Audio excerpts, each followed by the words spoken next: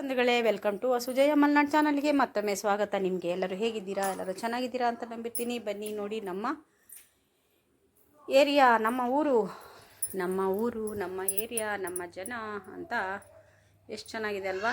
ಎಷ್ಟು ಚೆನ್ನಾಗಿ ವ್ಯೂಸ್ ಕಾಣ್ತಿದೆ ನೋಡಿ. ಮಳೆ ಬಂದಿದೆಯಲ್ಲ, ಮಳೆ ಬಂದಿದ್ದರಿಂದ ಸ್ವಲ್ಪ ಆ ಕಡೆ ಈ ಕಡೆ ಎಲ್ಲ ಮಣ್ಣು ನೀರು ನಿಂತಿದೆ. ಹಾಗೆ ಎಲ್ಲ ಹಸಿರು ಇವಾಗ ಚಿಗುರ್ತಾ ಇದೆ, ಚಿಕ್ಕದಾಗಿ ಇವಾಗ ಅಷ್ಟೇ ಚಿಗುರ್ತಾ ಇದೆ ನೋಡಿ. ಹೇಗಿದೆ ನಮ್ಮ ಊರಿನಲ್ಲಿ ಗುಡ್ಡ ಬೆಟ್ಟ ಎಲ್ಲ ಕಾಣ್ತಾ ಇದೆ ನಿಮಗೆ.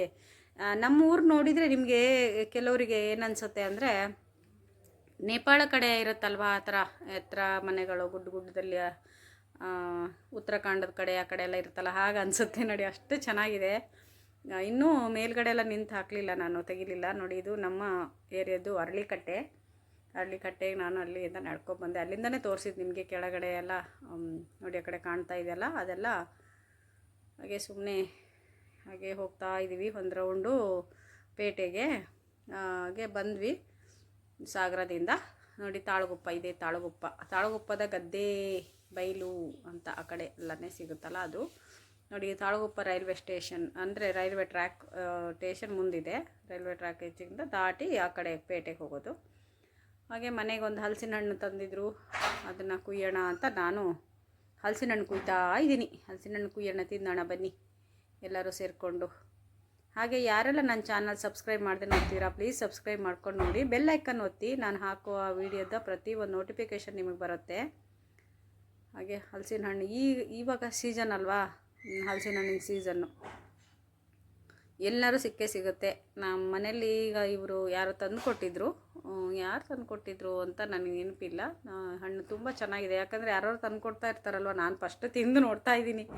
ಹಣ್ಣು ಕೊಯ್ದ ತಕ್ಷಣ ಅಂದರೆ ಅಷ್ಟೊಂದು ಸೊಳೆ ಇರಲಿಲ್ಲ, ಬಟ್ ತುಂಬ ಸ್ವೀಟ್ ಇತ್ತು, ತುಂಬ ಚೆನ್ನಾಗಿತ್ತು, ಸ್ವೀಟಾಗಿತ್ತು, ಸಿಕ್ಕಾಪಟ್ಟೆ ಸ್ವೀಟಾಗಿತ್ತು. ಎಲ್ಲರೂ ಸೇರ್ಕೊಂಡು ತಿಂದ್ವಿ ನೋಡಿ. ಕುಯ್ತಾ ಇದ್ದೀನಿ. ನನಗೆ ಅಷ್ಟೊಂದು ಕುಯ್ಲಿಕ್ಕೆ ಬರೋದಿಲ್ಲ, ಇವಾಗ ನಾನೇ ಕುಯ್ಬೇಕಾಯಿತು ಪರಿಸ್ಥಿತಿ, ಹಾಗಾಗಿ ನಾನೇ ಕುಯ್ತಾ ಇದ್ದೀನಿ. ಮತ್ತು ಹಾಳಾಗುತ್ತಲ್ಲ, ಸುಮ್ಮನೆ ತಂದು ಕೊಟ್ಟಿದ್ದಾರೆ, ವೇಸ್ಟ್ ಮಾಡಬಾರ್ದು, ತಿಂದು ಬಿಡೋಣ ಅಂತ. ಅದರಲ್ಲೂ ಅದ್ರ ಘಮ ಗೊತ್ತಲ್ಲ. ಯಾರಿಗೆಲ್ಲ ಇಷ್ಟ ಹಲಸಿನ ಹಣ್ಣು ಹೇಳಿ ನೋಡೋಣ. ಯಾರಿಗೆಲ್ಲ ಹಲಸಿನ ಹಣ್ಣು ಇಷ್ಟ? ಬನ್ನಿ ನಮ್ಮ ಮನೆಗೆ ತಿನ್ನೋಣ. ಅಂದರೆ ನನಗೂ ಯಾರೋ ಕೊಡ್ತಾ ಇರ್ತಾರೆ, ಹಾಗಾದ್ರೆ ನಮಗೇನು ಅಪರೂಪ ಇಲ್ಲ. ಯಾರು ಇದನ್ನು ತುಂಬ ಮೇಣ ಇರುತ್ತೆ. ಕೊಬ್ಬರಿ ಎಣ್ಣೆ ಹಚ್ಕೋಬೇಕು ಕೈಗೆ. ಕೊಬ್ಬರಿ ಎಣ್ಣೆ ಹಚ್ಕೊಂಡು ಒಂದು ಚಾಕು ಇಟ್ಕೊಂಡ್ಬಿಟ್ರೆ ಕೊಯ್ಯೋದು ಈಸಿ.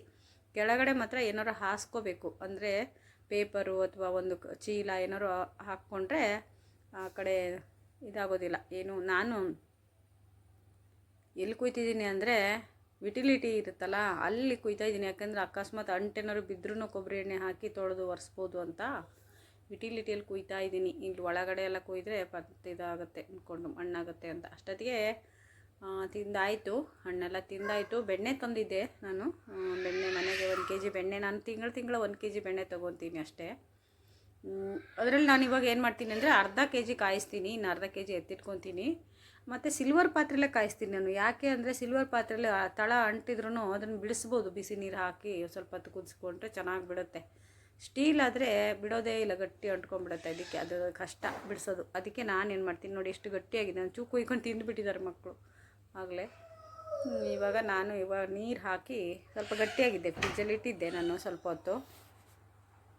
ನೋಡಿ, ನನ್ನ ಕೂಸು ಅಲ್ಲಿ ಗಲಾಟೆ ಮಾಡ್ತಾ ಇದ್ದಾನೆ. ನಾನು ಇಲ್ಲಿ ವಾಯ್ಸ್ ಅವ್ರು ಕೊಡ್ತಾಯಿದ್ರೆ ಅವನು ಕೂಗಾಡ್ತಿದ್ದಾನೆ. ಅಷ್ಟು ವೀಡಿಯೋ ಮಾಡಲಿಕ್ಕೆ ಬಿಡೋಲ್ಲ ಅವನು ನೋಡಿ. ಇವಾಗ ಏನು ಮಾಡಿದೆ ಅಂದರೆ ನಾನು ಅದನ್ನೆಲ್ಲ ಕಟ್ ಮಾಡಿ ಸ್ವಲ್ಪ ತೊಳ್ಕೊತೀನಿ. ಚೆನ್ನಾಗಿ ತೊಳ್ಕೊಂಡ್ರೆ, ನಾನು ಸಾಧಾರಣ ಮನೆಯಲ್ಲೇ ಬೆಣ್ಣೆ ಮಾಡ್ಕೊಳ್ಳೋದು. ಇವಾಗ ನನಗೆ ಗೊತ್ತಲ್ಲ ನಿಮಗೆಲ್ಲ, ನಾನು ಸ್ವಲ್ಪ ಬ್ಯುಸಿ ಇದ್ದೀನಲ್ಲ, ಹಾಗಾಗಿ. ಆದರೆ ತುಪ್ಪ ಮಾತ್ರ ಯಾವುದೇ ಕಾರಣಕ್ಕೂ ಹೊರಗಡೆ ತುಪ್ಪ ತಿನ್ನೋದಿಲ್ಲ ನಾವು. ಬೆಣ್ಣೆನಾರು ಓಕೆ ತಂದು ಮನೆಯಲ್ಲೇ ಕ್ಲೀನ್ ಮಾಡಿ ಬೆಣ್ಣೆ ಕಾಯಿಸ್ಕೊತೀವಿ. ಹಂಗೆ ತಿಂಗಳಿಗೆ 1 kg ಬೇಕಾಗುತ್ತೆ ನಮಗೆ, ಕಡಿಮೆ ಅಂದ್ರೂ.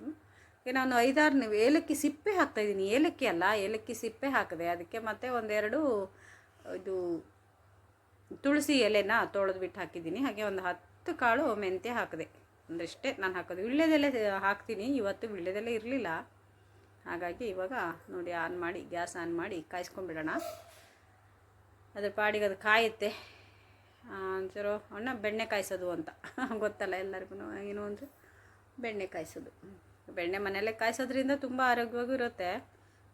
ನಾವು ಮನೆಯಲ್ಲೇ ತಯಾರು ಮಾಡೋ ಬೆಣ್ಣೆ ಇನ್ನೂ ಆರೋಗ್ಯಕರವಾಗಿರುತ್ತೆ. ಹಾಗೆ ಮಧ್ಯಾಹ್ನ ಊಟಕ್ಕೆ ಟೈಮ್ ಆಯಿತು. ಬೆಣ್ಣೆ ಕಾಯಿತು, ಅದ್ರ ಕಾಡಿಗೆ ಅದು ಕಾಯ್ತಾ ಇದೆ.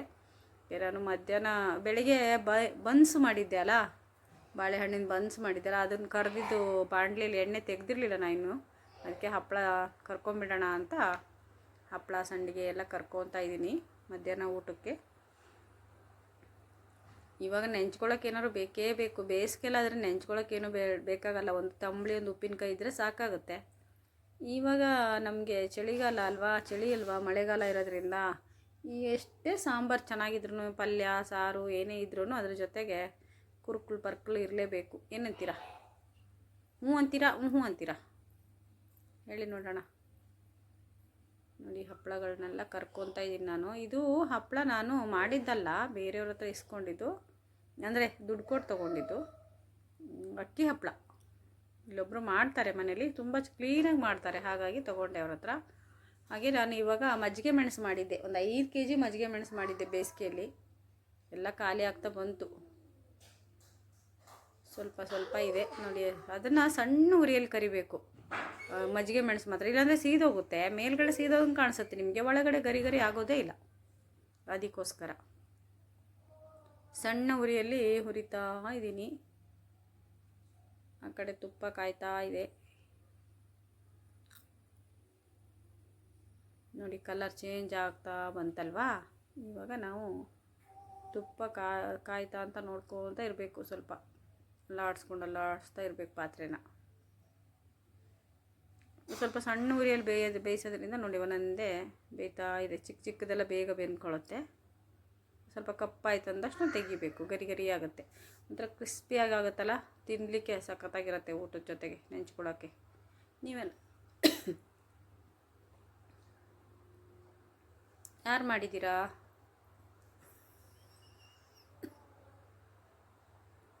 ತೆಗಿತಾ ಇದ್ದೀನಿ ನಾನು.